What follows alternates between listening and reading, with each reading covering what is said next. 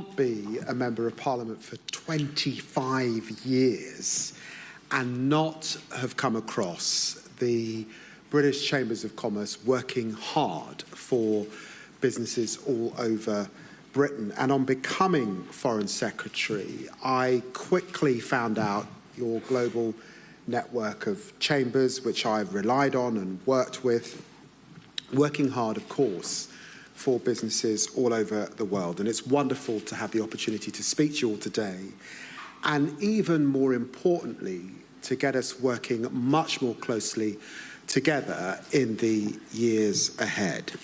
Now, starting this job, I said that the FCDO would be the international delivery arm of the government's mission, the first of which is kickstarting economic growth. This department must play its important role and its full part in rebuilding Britain's economic foundations and putting more money into people's pockets in every part of the country. And that's part of this government's plan for change. Growth requires a new partnership between government and business, from SMEs to multinationals, from tech to pharma, from manufacturing to services. You are the lifeblood of our economy. You are the difference between stagnation and growth, and you are the energy on which the economy depends. And of course, our success as a country is built on that. For too long, I watched in dismay as 14 years of the last government loosened those bonds, culminating in one of my predecessors' four-letter rebuke to business. My promise to you today, with this Prime Minister and this Cabinet, is that we banished a culture of frivolity, replaced it with one of seriousness and purpose, because, let me emphasise, stability has to be in this government's DNA, partnership has to be in this government's DNA, reform has got to be in this government's DNA, and trade and openness are fundamental for this government's DNA and the success of this country. So we mean business. There's no going back to the post-1989 order. The liberal assumptions of my youth have collapsed. We live in a time of accelerating threats in which not just our defence spending, but our whole socio-economic model needs reshaping around this government's plan for change. We've been here before. In 1952, Beveridge wrote his famous report into the 5 great evils stalking British society: want, disease, ignorance, squalor, and idleness. The report proved so popular that the government translated it into French and German and dropped copies of it over Nazi-occupied Europe at the time. It was the welfare state that followed in the UK. The new multilateral bodies like the United Nations, NATO and GATT were built on the back of that reindustrialised and innovative period after the Second World War, as governments and businesses united in a national mission. Friends, today we need to rediscover that partnership once more. This is another great reforming Labour government, delivering on our mandate for change, seeking to rekindle the zeal that lit up the governments of Attlee and Blair. And you see that in West Streeting, abolishing the bureaucracy of NHS England, in Liz Kendall's complete overhaul of the welfare system, in Rachel Reeves' changes to pension funds, and regulation, in Ed Miliband, dragging our energy infrastructure into the 21st century, and in Johnny Reynolds' forthcoming industrial strategy, which will double down on the sectors in which our comparative advantage is greatest, and in Angela Range's major planning reforms and her devolution revolution, including, of course, new local growth plans that bring about that accelerated regional productivity. And of course, in Keir Starmer's announcement of a radical increase in defence spending. My argument to you today is that this nexus of issues, social security, national security, economic renewal, have become ever more intertwined, and we must now respond. There are three great geo-economic challenges of our time which we have to confront.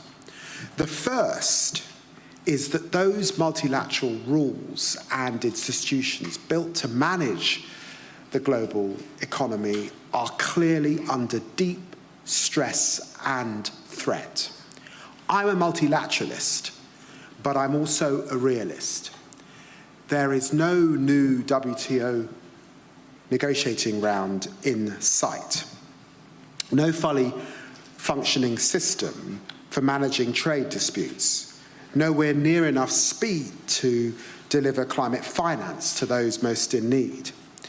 Of course, we will continue to support the WTO rules, which are so essential to our exporters, but we will also form new coalitions of the willing to build momentum behind specific initiatives that play to the British economy's present and future strengths. For example, we're supporting a plurilateral initiative at the WTO on e-commerce, which will vastly increase the potential of digital trade. We're using our accession to the CPTPP to raise standards on transparency and competition across that bloc, and supporting expansion of that agreement with negotiations in train with Indonesia and Costa Rica having recently applied. And the Department of Business and Trade's trade strategy will set out how we will ensure we have the tools to promote and protect our interests in response to this changing global context. Second, industrial activism is on the rise. In general, the global stock of subsidies has been climbing since 2008. Barriers to trade, tariffs, and regulations are going up. US policy across at least the last decade is a reflection of that long-term trend, not a deviation from it. Like it or not, the laissez-faire approach to globalization, which ruled and dominated from 1989 to 2008, is dead and buried. So in response to this new world, I've asked the department to turbocharge the relationships which will generate the greatest return on investment for UK PLC in the medium term. At the top of that list, of course, stands the European Union, China, and the United States of America. And they will remain there for the foreseeable future. That's why we are resetting relations with our closest neighbours in Europe. The first UK-EU summit will be in May, as we seek to improve the conditions for trade and investment with our closest partners. Well, there is the Foreign Secretary David Lammy speaking to the British Chambers. China re-establishing the economic cooperation and dialogue on global challenges like climate change, whilst ensuring we will not undermine our own national security, leaving behind the hopeless oscillation which characterised the last government. And while we're working on a new economic prosperity deal with the United States, with a technology partnership at its core, the two countries whose scientists invented the internet must keep on pushing at the frontier of technological ingenuity to unlock opportunities for our citizens.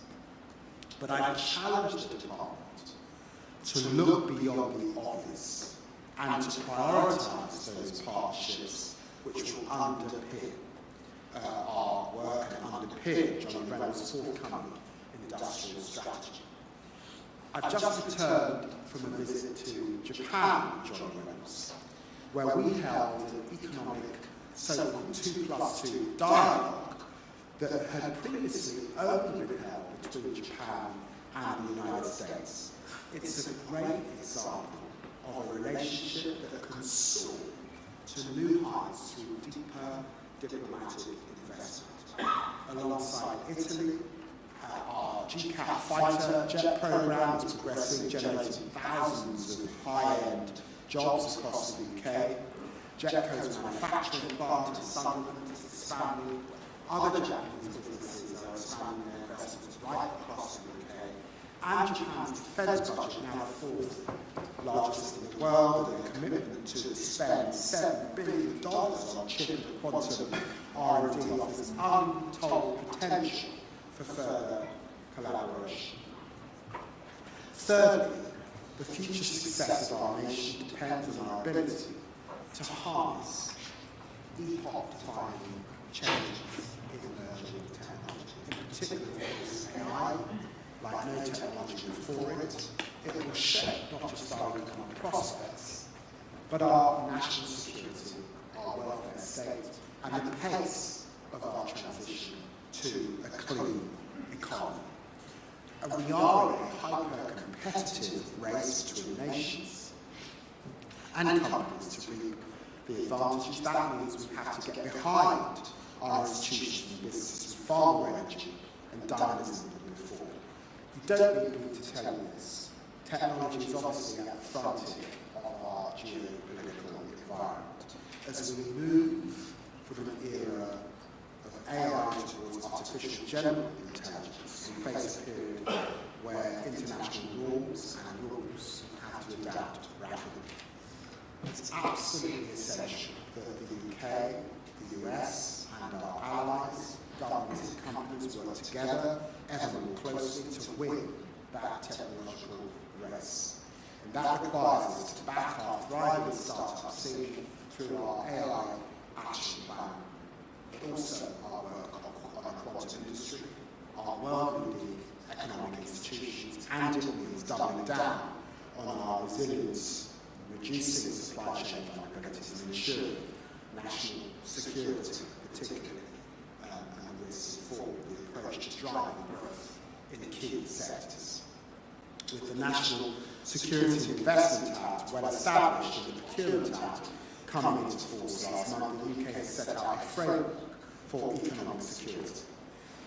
There will be difficult decisions to be made, but our investment in managing the risks renders us better able to reap the rewards as well, because a strong economy is the best guarantee of security. Now, when I look around this room, I see all the answers that we need to how it can be and will succeed in the new era. And let's not be shy. We are the world's largest net exporter of financial services. We are the second largest exporter of professional and business services. And I used to be a lawyer, so I know that Britain remains the country to which the world wants to solve its legal disputes. We're the third largest exporter of creative industries. Our trade is worth almost 2/3 of our GDP, and despite the new mood of economic nationalism, our openness is in fact what remains our strength. And on my travels, admiration for the UK resounds, because this is one of the easiest places in the world to set up business, because our corporate tax rate is the lowest in the G7, because we have the most attractive intellectual property framework in Europe, because we have 90 world-class universities, 4 in the global top 10, because we could secure announcements of $68 billion of investment at a summit like the one that the Prime Minister chaired just last October, because we are the top provider of green finance products and services worldwide, and because we have a defence sector ready to boom on the back of new investment. I'm sure you will agree that this is a compelling story for us to tell the world, and we need to deepen the links between those in this room and civil servants in Whitehall so that we can better seize that opportunity abroad together. So let me tell you how I'm doing that within the Foreign Office. The review of economic diplomacy which I commissioned concluded that to deliver the long-term change needed to raise living standards across the UK, we needed to work not only harder, but smarter. The 21st century diplomat needs a very different set of tools from their forebears. Greater economic and technological expertise at all levels. More links with higher growth sectors. Far deeper understanding of the UK's nations and regions, as well as the subnational economies overseas. There are some good examples of this happening already, including those in close collaboration with the BCC's own global network, but as part of this government's efforts to make the state more efficient and focused, I wanted to deliver a new systematic approach to driving growth within the FCEO. Because my starting point is that foreign policymakers and businesses need a far higher quality of conversation and exchange of information. So I am today launching a quarterly Lancaster House business engagement series where my top ambassadors and experts will regularly share insights with the UK's top international businesses to hear your experiences and challenges and address them and deal with them. And like trade commissioners, those same ambassadors will deliver domestic roadshows at least once a year, meeting the mayors and regional businesses most relevant to their markets. From the next financial year, all ambassadors in priority markets will be assessed against their delivery of trade and investment wins overseas. From now on, I've told my ambassadors that they should give equal weight to their contacts in business as well as in politics. And from now on, all ambassadors in our most significant markets will work much more closely with regional trade commissions to deliver on priority opportunities across the industrial strategy growth driving sectors that have been identified, producing strategic economic growth plans, identifying key deliverables in each market and implementing via growth vision boards, driving together across departmental teams at posts. And this in turn will help determine how this ministerial team puts its support behind generating more deals and partnerships, such as Canal Plus, this decision to float on the London Stock Exchange, or our tech security initiative with India. And this delivery abroad needs to be backed by an equivalent strategic hub here in London, which is why today I'm establishing a geopolitical impact unit in King Charles Street, explicitly tasked with sharing our latest geopolitical insights into the thinking with you. A one-stop shop for you to access the best thinking inside of the FCEO, but also charged with integrating your understanding of trends and challenges into our policy. Because I know that in 2025, every successful CEO is a form of foreign secretary, and the team around you know what it means to be diplomats. When I need to understand key countries, I found it's often you in business that know the key players best, that sense the risks first, that see the opportunities clearest, and can provide the most unvarnished advice. Yesterday, sitting in my office with Bernie Mason, head of Bank of America, I was reminded about that incredible insight. So this new geopolitical unit will be designed to make sure that your insight and our insight are made more the sum of their parts. I'm in no doubt that delivering on all of these changes will require both a serious upskilling and a sustained cultural transformation which requires far greater fluidity and exchange and interchange between my department and businesses which you represent. So today I've written to the CEOs of some of the UK's largest firms, offering to send diplomats on placements to each of them, building on existing examples of placements at firms like Barclays, Optimus, Energy, offering each of them the opportunity for members of their teams to spend time gaining experience in the SC. And I'm pleased to confirm that as part of this new programme, we're planning a second diplomat to the UK's largest aerospace, defence and security firm, BAE Systems. Today I'm also announcing a new diplomatic advisory hub within the British Chambers of Commerce. Working alongside the DBT's Business Growth Service, the hub will explicitly ensure SMEs across the country can access the same geopolitical advice and support that is available to multinationals. And finally, to strengthen the ties between our posts and British business overseas, I'm delighted to accept on behalf of my hesitation and BCC's offer for all ambassadors and high commissioners to be honorary president of their host chambers of commerce to get better connectivity. I hope that you will agree that this amounts to a comprehensive programme, not only for my own department's approach to economic diplomacy, but in the government's commitment to deliver long-term change alongside you for the benefit of the British people. I don't want to pretend that there are quick fixes. This work will be ongoing, cumulative, and sometimes tough, and that's why we have described our project as a mission to use this period of profound global transformation as a decade of national renewal. Thank you very much indeed.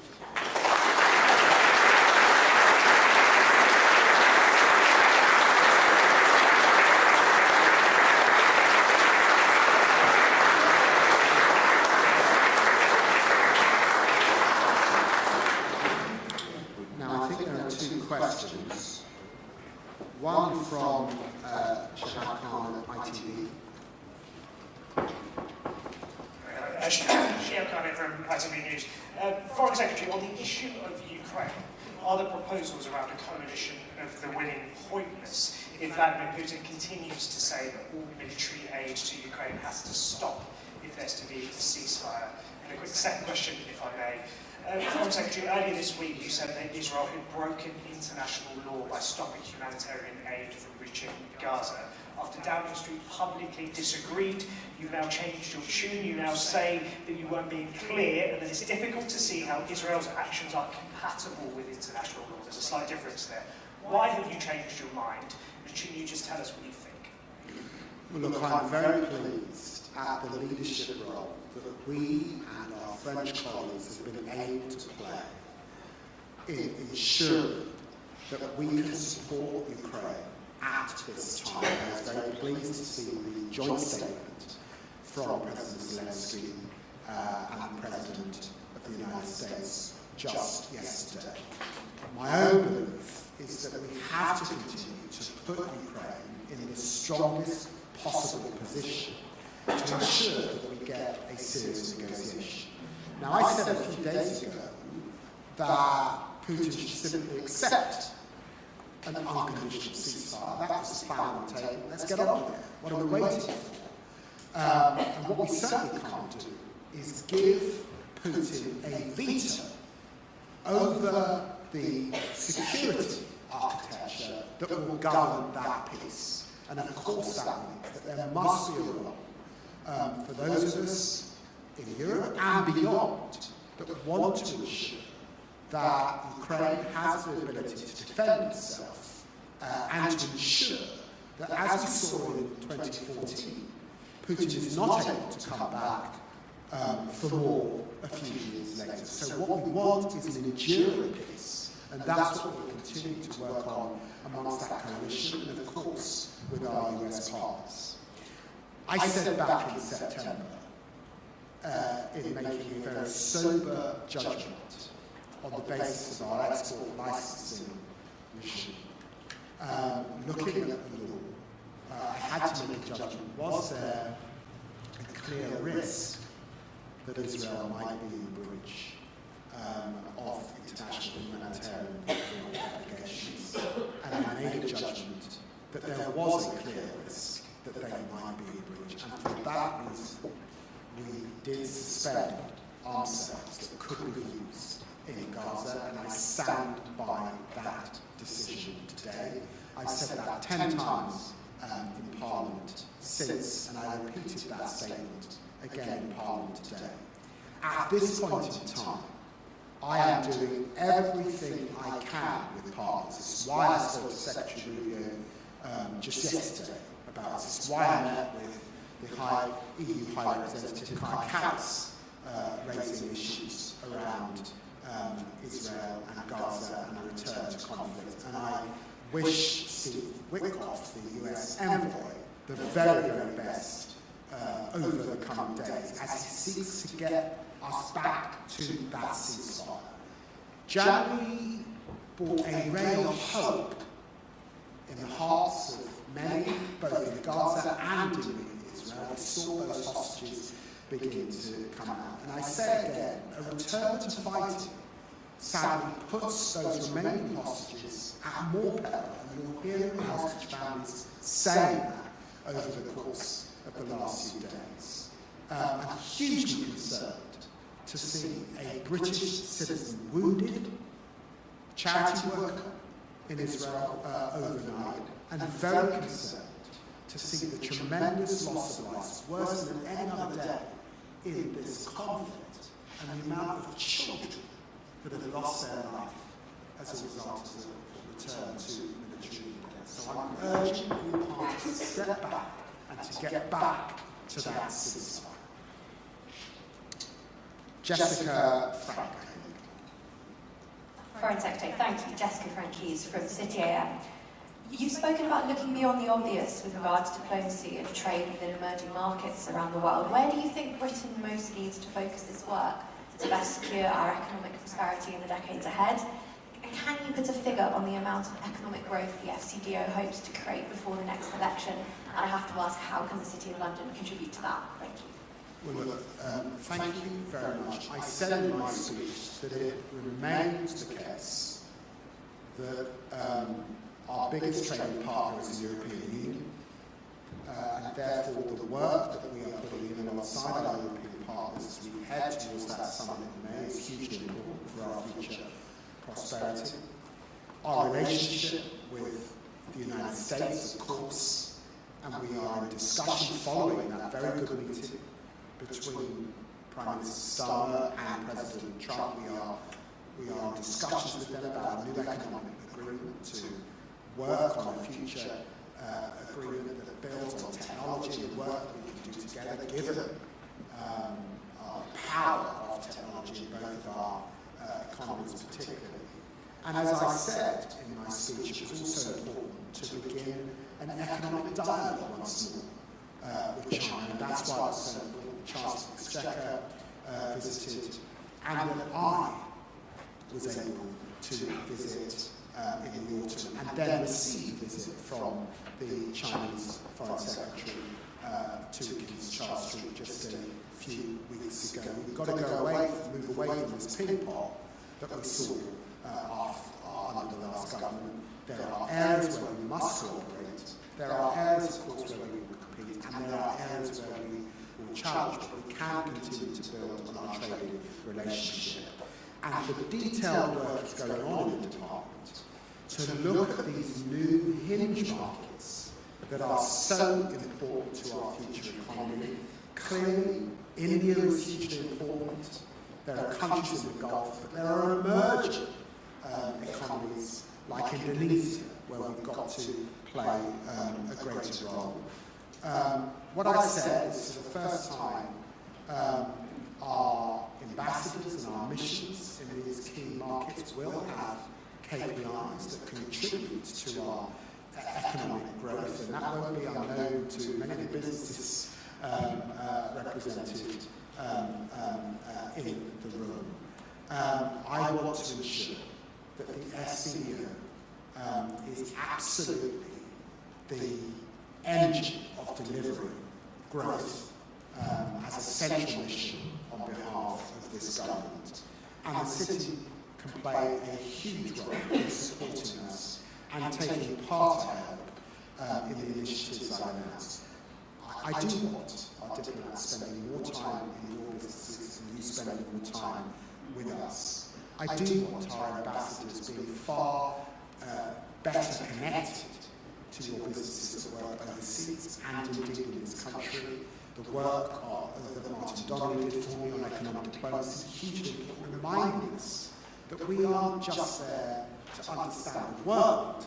We have also got to feed back what's going on in our regions back to the world. To do that, we've got to be properly engaged in business. So all of that work gets us into the right direction, and there, of course, will be more to come. Thank you very much indeed. Thank you.